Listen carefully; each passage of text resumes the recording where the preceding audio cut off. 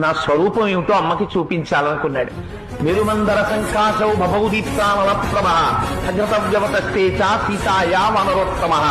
ఒక్కసారి మేరుపర్వత శిఖరాలు ఆకాశాన్ని చుంబిస్తూ ఎలా ఉంటాయో అంత స్వరూపాన్ని పొందేసి పెద్ద పెద్ద పాదాలతో, పిక్కలతో, మోకాళ్లతో, తలిసినటువంటి తొడలతో, సన్నటి నడువుతో, విశాలమైనటువంటి వక్షస్థలంతో, శంఖం లాంటి కంఠంతో, కాల్చిన పెనం లాంటి ముఖంతో, వాడి అయినటువంటి కోరలతో, పచ్చటి కన్నులతో, పెద్ద శిరోజములతో, మహానుభావుడు పరిఘల వంటి భుజములతో, పెద్ద పెద్ద వేళ్లతో, అంతంత అరిచేతులతో స్వామి నిలబడేటప్పటికీ అంత పైకి చూసి అమ్మ ఆశ్చర్యపోయింది. నాయనా, నాకు తెలుసయ్యా నువ్వెవరో. 100 యోజనముల సముద్రాన్ని నీ దర్శన సామర్థ్యమును ప్రకటించి దాటి వచ్చిన రోజునే గుర్తించాను నువ్వెవరో.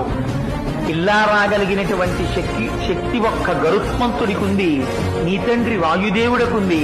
నాయనా, నాకు తెలిసి నీకుందిరా. నువ్వింత సమర్థుడవు కాకపోతే రామచంద్రమూర్తి నిన్ను నా దగ్గరకు పంపరు.